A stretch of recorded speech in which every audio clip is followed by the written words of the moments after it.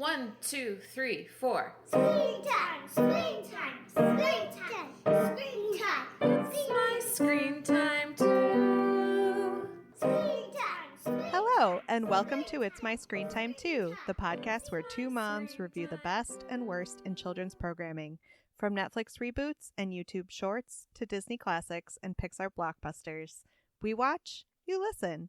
Find out what you can tolerate watching for family movie night, what to avoid altogether, and what you'll want to watch alone voluntarily. I'm Katie. And I'm Deborah. And I have two kids, Jay, he's 8, and Kenny, he's 5. And I have 3 kids. Tony is 14, and Libby and Nate are 10. And they are so adorable, aren't they? They are generally pretty adorable. We both like to tell a quick story about how awesome or occasionally awful our kids are because in addition to being witty and incisive pop culture consumers, we're moms too. Katie, what have your boys been up to? Well, we went to see Santa last weekend at the mall Nice. because we appreciate the classics. And Jay, my 8-year-old, declined to sit with Santa and have his photo taken. And I was quite annoyed because I like to have that photo every year, but also it was like, you know what? He's 8 years old. I think he's probably allowed to say whether or not he wants to sit on this strange man's lap. Fair. So it was one of those bittersweet, my kid is getting older moments. Oh. I have a Christmas season related one too. We always get advent calendars, the pricey Lego ones, but this year Nate saw at a fancy gaming store in our neighborhood, you'll like this, an escape room advent calendar. Can I have it? So you should get one for yourself next year because he was like counting down the days till December 1. He wakes up early and does a little escape room puzzle. That's so And fun. Yeah, so it's like a little puzzle for every day, and then the whole 24 days are like solving a bigger mystery.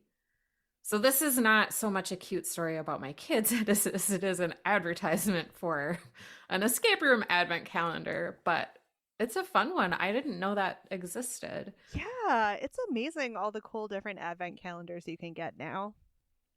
I know, like there's tons of like beauty ones, like bath bomb calendars and stuff like that. And there's like wine advent calendars too.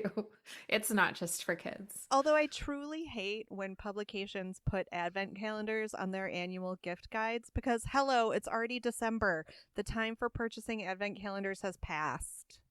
You're too late. So now that we've gotten the cute stories about our kids out of the way, let's talk about screen time in the news. A podcast episode that made me feel at best ambivalent, at worst like I'm exploiting my kids with this podcast segment, because we listened to a November 27th episode of the podcast Struggle Care. The episode is titled The Dark Underside of Family Vlogging Part 1. Struggle Care is the podcast of Casey Davis, who wrote the wonderful book, How to Keep House While Drowning. You introduced me to this podcast, Katie. I haven't been a listener of it for a long time, just a few short months maybe. Well, we are just full of advertisements for other things today. So, yes, check out this podcast. Read How to Keep House While Drowning. I really like that book as well. The podcast is good, and even the ads in the podcast feel very relevant and on point in my life. So this episode came in at a cool 46 minutes, and Casey Davis interviewed guest Katie Ray, whose mother exploited her online throughout her childhood. And now that she's grown up, she's using her platform and experience to advocate for online safety for kids. The conversation between Katie and Casey is very good and reveals like a lot of terrible things that Katie's mother put her through. Okay, so family vlogs, vlog means video log, or in our parlance, we would call it a YouTube channel. They are terrible. There's basically no regulations. We've talked about this before in another screen time in the news segment.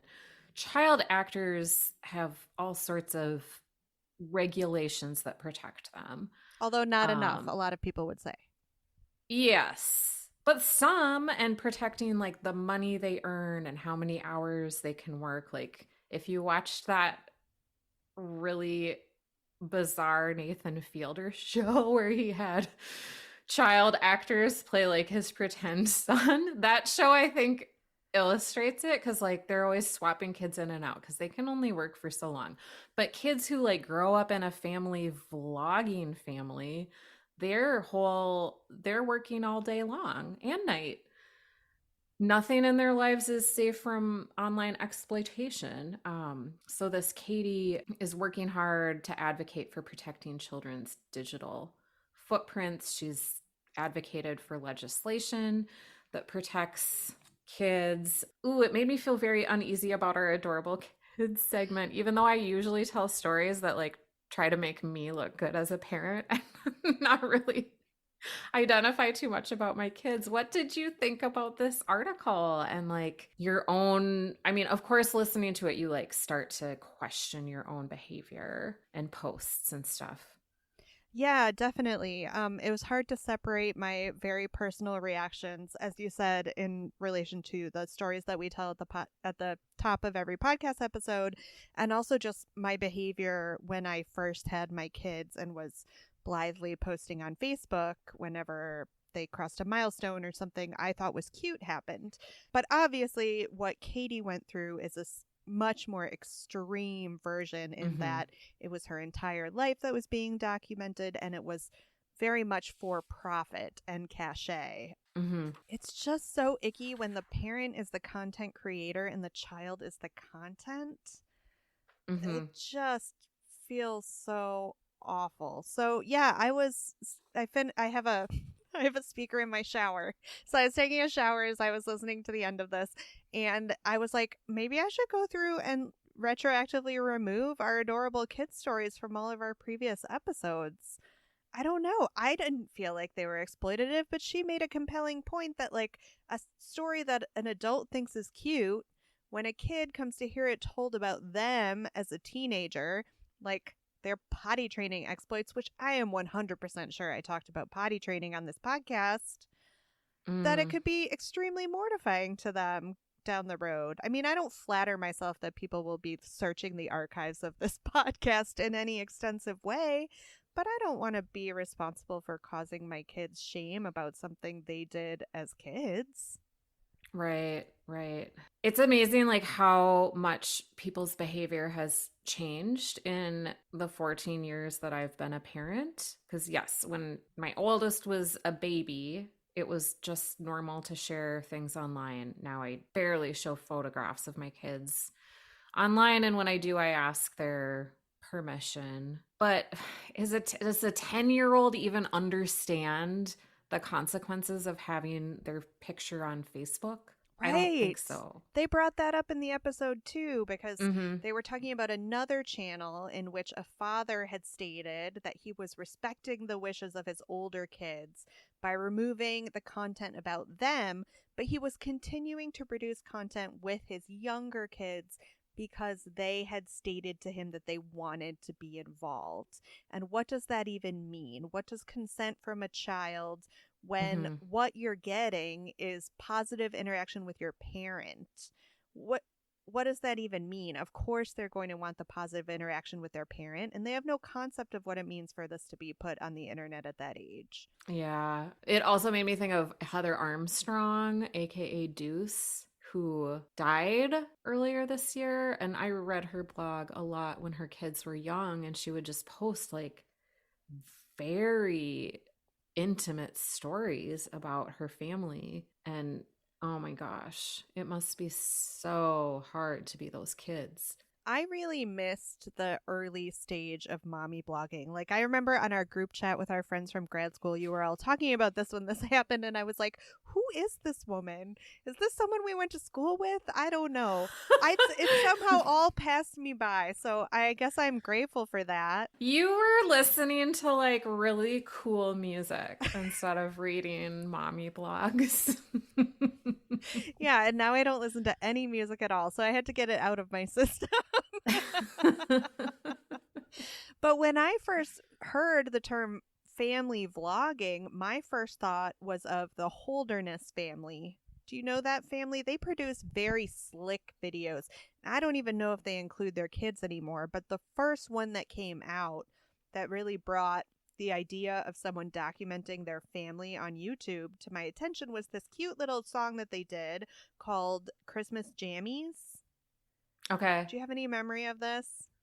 I don't remember the video, but I do know the channel. Yeah, the idea was that it was like one of those annoying Christmas newsletters that you get, but they made it into a video and they made it into a music video. So it was like an update on what their family had been doing during the year.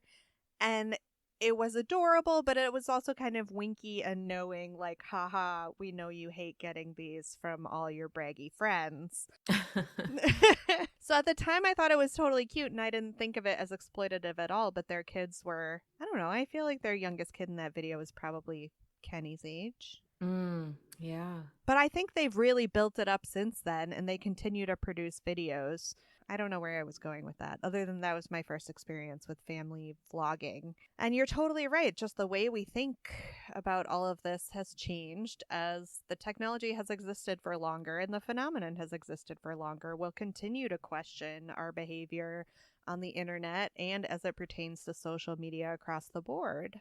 Yeah, and so tricky if it becomes your family's livelihood to exploit your children. Yeah, Let's move on to a lighter topic. It's gross and unpleasant, and I don't know how to feel about it, and I haven't fully sorted out my feelings about even our segment. So thanks for that moment of introspection. That was a great suggestion, Deborah.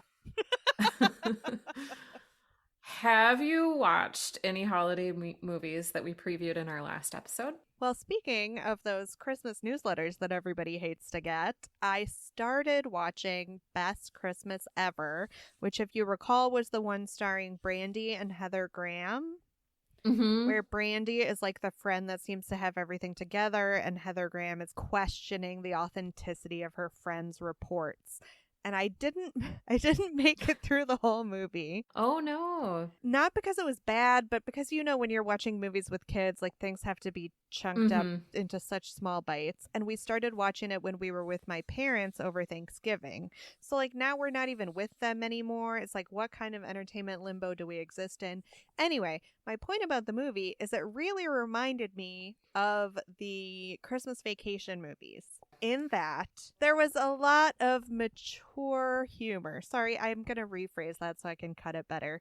In that there were a lot of jokes made about grown-ups spending quality time together. And it was funny, and watching it with my parents, like, they were just guffawing, and that would cause my kids to guffaw when they had no idea what was going on. So it was cute and refreshing in the way that, like, we all used to get together and watch movies like this.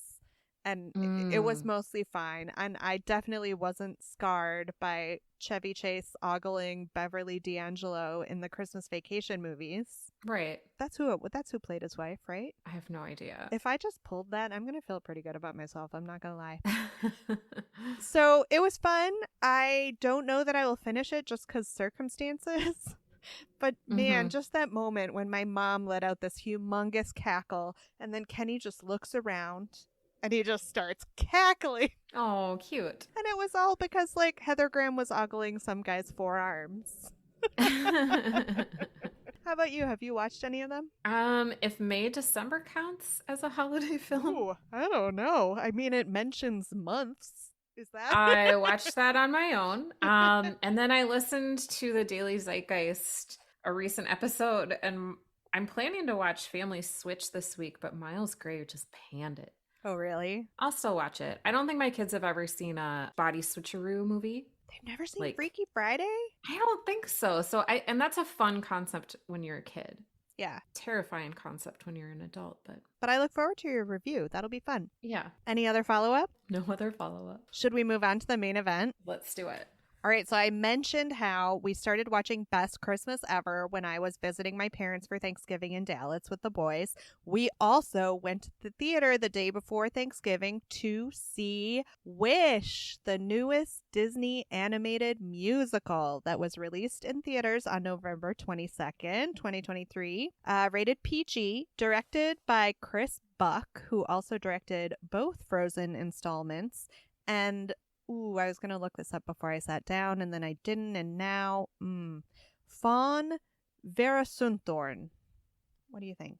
Vera Sunthorn? I like the name Fawn. It is beautiful. So this is her first directorial credit, but she's worked in the art department on many of the latest Disney releases from Frozen forward. The screenplay was written by Jennifer Lee, who is also known for Frozen and Frozen 2. And Allison Moore, who had done a lot of television work that I wasn't really familiar with. The score was by David Metzger, and original songs were by Julia Michaels and Benjamin Rice. This movie was released as part of Disney's 100th anniversary celebration. Its length is in the total magic window at 1 hour 35 minutes. Short summary: in a magical town called Rosas, ruled over by a sorcerer king who collects, protects, and occasionally grants the dearest wishes of his citizens, a young girl named Asha wishes on a star to help her family and the townspeople, and a star falls to Earth to come to her aid. I realize we read like a much more slickly produced summary in our last episode, and that's just one that I wrote, and it is not nearly as good. So sorry about that. Why did we pick this movie? Well, we're obviously longtime fans of classic Disney animated musicals. We covered Encanto when it came out 2 years ago, and we're excited to see whether Disney could top it. I added a little tag to just talk a little bit about what other people are saying about this movie. When I wrote the doc, which was probably a week ago now, it was hovering at 49% with critics on Rotten Tomatoes, which is not great. A November 21st Variety article by Rebecca Rubin stated that the movie was expected to earn between $45 and $50 million over the 5-day Thanksgiving weekend. A follow-up article from November 27th says it only made $31.7 million. The article goes on to speculate that Disney executives are hoping it'll do something similar to what Elemental did over the summer, where it didn't do well in opening weekend, but it stuck around to ultimately make a respectable, if not spectacular, amount. I mean, you have to say that, right? Like, ultimately, we're hoping our movie will make money. Yes, clearly. Right. Okay. This movie didn't even really make a splash in kid world. Just anecdotally, it hasn't been the topic of recess conversation. And I haven't overheard a single parent complain about having to buy an excess of Wish merch this Christmas. How about you, Deborah? I try not to read or listen to reviews of movies before we watch and review them. I like to see what other critics are thinking after, because I will just become like a parrot, like an unconscious parrot of what other people think. So I didn't go in with any real expectations because I had a little self-imposed media blackout around Wish. Also because you always do the doc. Lets me do that. So let's talk about our general thoughts on the concept and plot. Did you have expectations going in? Did you do all this research before you saw the movie? No, I also, like you, I try not to read reviews before we go into it. So I didn't do any of this research beforehand. We saw it right on the day that it was released. So it was before all of the bad press about how poorly it did over opening weekend came out. I was aware that it was pegged heavily to the 100th anniversary of Disney. So I had high hopes, and I guess we'll get into it whether or not those hopes were realized. I think I was largely disappointed. And it's because I'm of two minds, right? The past few Disney animated musicals, being Encanto, Frozen 2, and Frozen, have had pretty complicated plots with a non-traditional story structure, if you think of the traditional story structure as being your classic princess tale. when it comes to Disney movies. Right. This tried to step back to that level of simplicity. And I think Disney was doing that consciously in a nod to their history. But I think I, as a viewer, have maybe outgrown the simplicity of those stories. I don't know. Sure. What did you think? Okay, I had very little expectations going in. I will get to the music part, but I just wasn't as taken with the music as I was with other recent Disney soundtracks. But I thought that it was very interesting because in general, not spoiling, but it has if there's a fable to be found in Wish, it's very anti-paternalism because it involves this king who's like micromanaging the dreams of his people that he rules over. But wasn't Walt Disney like the ultimate paternalist? No, the lesson is that it's only okay if he does it right, Deborah. Okay. Okay, so I am not like I caught some of the Easter eggs, definitely not all. I'd have to watch it again. But what did you think about how Wish incorporated Disney's past into the movie in order to celebrate the 100th anniversary? Yeah, it wasn't just a 100th anniversary celebration of look how far we've come, look what we've done, look at how our technology has progressed. There were very explicit references to older Disney movies and musicals. And sometimes I found it charming, and sometimes I was like, okay, can you just tell this story? Because yes, I know and love all those, well, not all of them, but I know all those older properties. It's kind of fun to have you winkingly reference them, but you know who doesn't? Kenny. And you know who doesn't really? Jay. And he doesn't care if you're going to visually reference a scene from Cinderella. You know? It's just not going to be interesting to him. So in that, I was watching it with my children. I found those less appealing. I guess just from a, hey, that was fun standpoint, it was fine, but it felt a little disrespectful to the legacy and what you're trying to do here. I don't know. Okay. What did you think? I liked the Easter eggs that I recognized and that my kids recognized. My kids are a little older than yours, so they have greater depth of Disney knowledge to draw upon. So we liked, like, there's a deer that is Bambi, basically, as an example. And like everybody was super excited to recognize that in my family. But let's talk about the cast and characters. Was there anybody that you particularly loved or hated? Ariana DeBose, Oscar winner, beautiful singer, a great talent. She does fine playing Asha. She's great in this. Chris Pine as the villain. We'll get more into this when we talk about the music. He has done musicals in the past. He has musical chops. I'm not sure I loved him in this villainous role. What did you think? I thought that the character of the king was very nuanced. Like, you're not sure who's the villain to begin with, I guess. Or I wasn't. Because we watch Asha go for this job interview that's really a coveted position in the kingdom. But I liked her and her peer group. I thought they were very fun. They were very And cute. then I don't want to spoil it, but I also loved the queen. That's all I'll say about that. I didn't write down who did her voice work. I don't know either. But I wanted to just nod back to what I was saying about sacrificing complexity in a nod to your past, just when we're talking about Chris Pine and this villain. So to illustrate, Encanto, the villain is familial trauma. Frozen 2, the villain is pretty much familial trauma. Moana, the villain is ultimately a great guy, he just wants to be loved. Frozen, the villain is not believing in yourself. Tangled, the villain is a power-hungry queen, but there are some serious mother-daughter issues mixed in there. Yes, you want to nod to your past, power-hungry monarchs galore in the past of Disney musicals, but not by sacrificing all of this beautiful complexity that you've built up.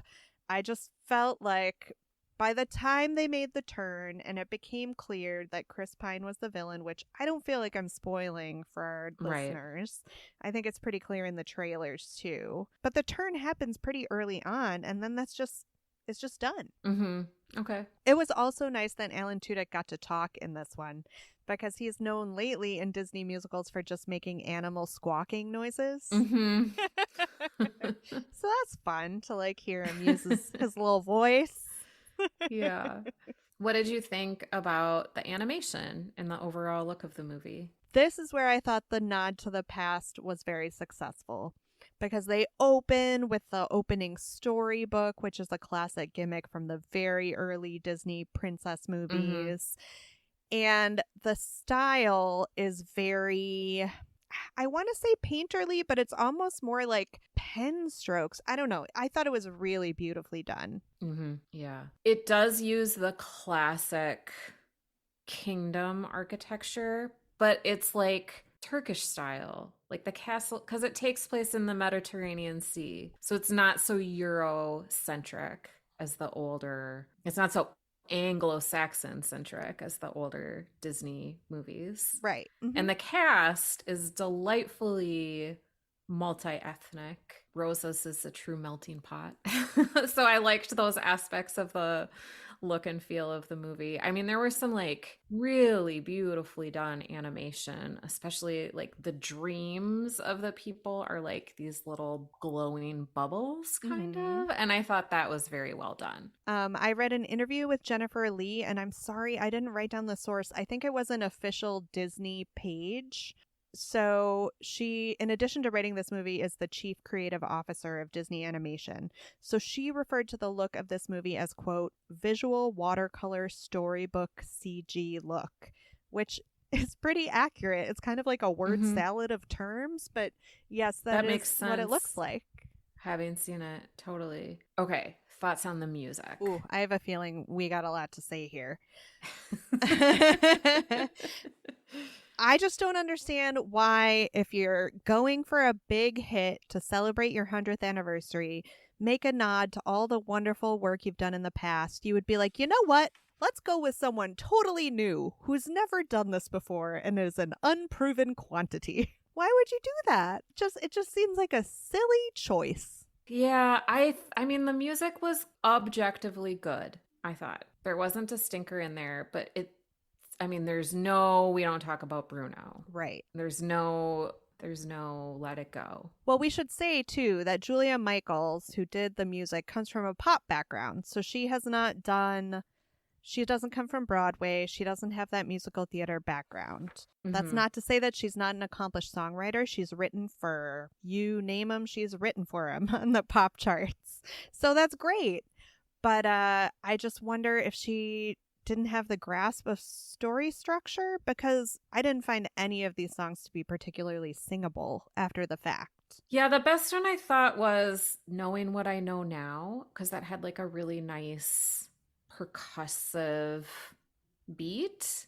And that was the catchiest. Because what you need is a hook. Yeah. And these didn't, I don't know, but I was very satisfied. Like there was like a tune that was like a duet between the King and Asha that was like, I think it's in 6/8 time, that was different than the 3 or the 4/4 This time. is the one we have to talk about because I hated that song so much. You did? Yes. Can I tell you why? Yeah. It's a pop love song that they just superimposed on this story about the wishes of Rosas. It's like barely related to the plot at all. And I feel like you could have done better by the story. Okay. Well, that's a fair criticism. But you care more about the intricacies of the music. And I'm like, but what about the words, Deborah? Tell me about the lyrics. No, totally. I wasn't paying attention to the lyrics. I'm paying attention to, is this a good soundtrack? Because, you don't like a soundtrack where every song sounds the same and has the same tempo and the same beat. You need variety, but then they need to go together to form like a more complete picture. I don't know. I thought it was sort of like a B performance overall. I think she did great. They did great when it came to variety. You're right. But in terms of coming together to create a complete whole, it did not work. Can I go through the little rant that I put in the doc? Please. All right. It's a good timeline. All right. Thank you. So let's just talk a little bit about music in Disney musicals, okay? We're just going to take a little trip through the past from what is widely regarded to be the Disney Renaissance, which is when The Little Mermaid came out in 1989, right? Because in the Mhm. early days of Disney musicals, there was much less distinction between successful Broadway hits and popular hits, and there was more crossover there. So 1989, right? Alan Menken and Howard Ashman famously wanted to give Disney musicals the feel of a Broadway show, and that's what we got with The Little Mermaid, Aladdin, Beauty and the Beast, and these were really successful and good. This was the formula to like bring Disney animation back into prominence and make it successful again. All right, 1994. Along comes Elton John with The Lion King. Crazy successful. Mhm. Elton John, not a Broadway guy. He comes from pop music, but he does an awesome job. Mhm.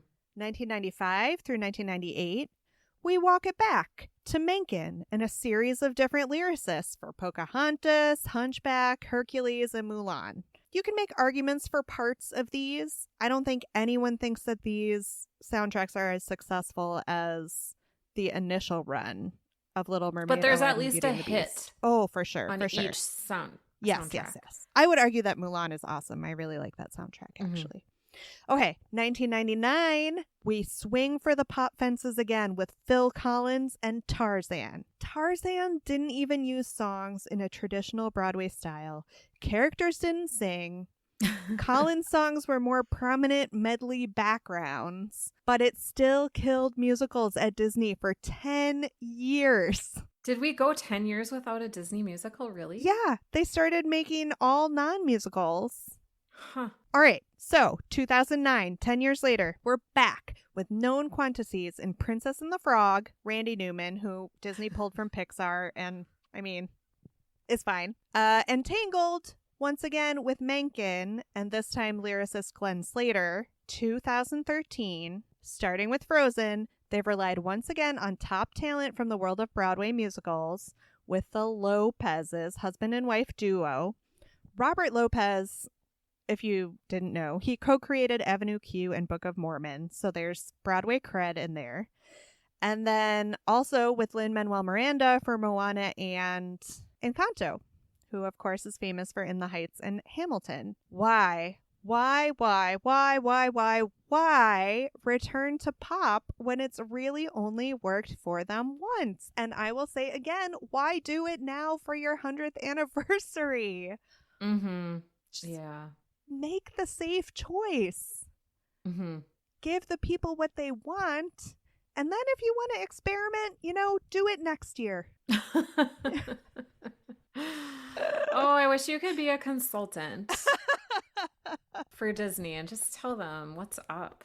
Well, thank you for that brief history of Disney, the Disney peaks and valleys I'm of biased song and I'm always going to popularity. choose the Broadway, right? Like, that's where my heart lies. Well, it just makes more sense for a musical film. So let's talk a little bit about the writing. Let's just meld together the writing structure and length. Again, I'll point to the lack of complexity in the plot. Yeah, I just thought it was kind of a dud and pretty simplistic. I don't know that I have anything more nuanced to say than that, but you're the writer in this group. Tell me what you thought. I think I'm just denser than you are because I found complexity in the plot where you did not. No, you're more sophisticated than I am. I don't Go think on, so. please. I'm just watching cartoons slack jawed and just like hit over the head with a frying pan to get me out of my trance. Okay, the first act, I guess, if we can think of it in terms of 3 acts, was very traditional. Like I compared it in my head to Elena of Avalor. Bit of a complicated backstory, kingdom, same old king. But then the second act is where we meet the little star critter. Mm-hmm.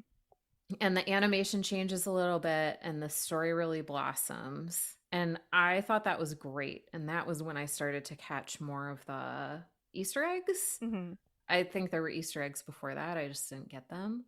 And then I thought that the final act was really tremendously well done. I felt like, I mean, it's a formulaic plot in terms of like when crises happen and like the resolution of the rising action, but I liked it a lot. I thought it was kind of a slow burn. Like you have to get through the first act. Mm-hmm. It's like telling somebody that a TV show gets good in the second season or like the book gets good after 100 pages. Like it's not ideal, but I thought that the writing was good. It should be said, notable presence of a dumbwaiter, since we had just talked about a dumbwaiter a couple episodes ago when we covered Harriet the Spy. I was like, oh, look, now kids have another reference for dumbwaiters. I feel good. Yeah. Should we move on to our evergreen questions? Sure. I am going to be totally vamping because I did not think about this at all. Okay. Well, you did so much other work. And I was like, I'm just not going to look at this for a week. All right, Deborah, what movie or show for grown-ups does this compare to? Okay, I have two. I think it was like the setting a little bit that made me think of My Big Fat Greek Wedding. Yeah. And the very officious dad who's trying to tell everybody what to do and like he's got like control issues that he has to overcome. And then I thought of The Newsroom. Did you watch that? Aaron Sorkin? I did, yeah, the whole thing. Series. Yeah, it made me think of The Newsroom a little bit and just like kind of the cult of paternalism. The great man will save us. Yeah, yeah. If only a little star had come down and rescued them all from Jeff Daniels. Mm-hmm. Were you able to cast the gritty HBO reboot? Well, I would cast Jeff Daniels as the king. Okay. Because he's good at being like a bad, grumpy guy, but who's kind of lovable underneath it all. I would cast Zendaya as Asha. And then I would cast Ben Platt as Simon. Which one is Simon? The He's sleepy the one? Judas. Yeah, the sleepy one. Yeah. I like that. Yeah, I think that's good. I think Adam Driver would make a really fun villainous king. Has he done any animation before? He would be good. I don't think so. Do you think it was better when we were kids? I mean, looking at your timeline, like Little Mermaid, it might have been a little better, but we didn't have like the ethnic diversity. I don't know. That's a tough one. I mean, I think I would argue that the chunk of time in which it was better was the recent past from like 2009 to present. Yeah, Moana and Encanto definitely better than when we were kids. Yeah. Would you ever watch this alone voluntarily? I kind of want to watch it again just to see if I can get more references. Mm-hmm. Yeah. I'm not a huge Disney head, so it's a little harder for me. I feel like that's a very overt, like, oh, this is for the kids and the grown-ups, because even if the grown-ups are not at all interested in the plot, they can be like, ooh, did I spot her wearing a periwinkle-colored cloak? Yeah, and this was one where we watched the credits all the way through because there were like fun little drawings of characters from other films alongside the rolling credits. I will not watch this again voluntarily, but I hope, or alone voluntarily, but I hope my kids will want to watch it again. I don't know that it's going to be on as frequent repeat as other Disney musicals, but Kevin was not there when we saw it, so I know we'll watch it at least once more so he can see it. 10 seconds on whether this is good for our kids. Yeah, I think it's fun for kids. I think there's a lot for kids to like and appreciate, and the plot, while you argue is maybe a little too simplistic, is good for little kids because they can follow it. Mm-hmm. Yep. Although I have to say, when we were in the theater, there was a kid sitting behind us who, when the credits started to roll, this little kid was like, oh, finally. Yeah, I had one of those. But Jay quite liked it. So it was, if not a hit with the 8-year-old, like he's not clamoring to watch it again. He did enjoy it. 5-year-olds, I think it speaks more to his age and his attention span. Yeah. I think it could get a little scary for the younger kids, but not like leave the theater scary, more like climb into your lap scary. Yeah. Ratings? I'm going to give it a 4. I can't give it a terrible rating. It's a Disney musical. I love musicals. I am a Disney fan. I'm going to give it a 3.5. I have a lot of issues with it. I still think we've watched a lot that's been a lot worse. I'm happy that they're still making musicals. I just want you to make better ones, guys, Mm-hmm. okay? Okay? See it or skip it. See it. See it. Thanks for listening to this episode of It's My Screen Time Too. If you enjoyed our show today, please share it with someone you think might enjoy it. Leave us a 5-star review on Apple Podcasts or wherever you listen to podcasts. You can find us on Facebook, Instagram, and Twitter at MyScreenTime2 or send an email to myscreentime2@gmail.com. We would love to hear your YouTube suggestions, your article recommendations, or any general comments you have about the show. Our website is myscreentime2.com, where you can subscribe to our newsletter. Our theme music was composed and performed by me, and our podcast is produced by Katie. You can hear more from us on our other podcast, Spock Talk, where we discuss the life and legacy of Dr. Benjamin Spock.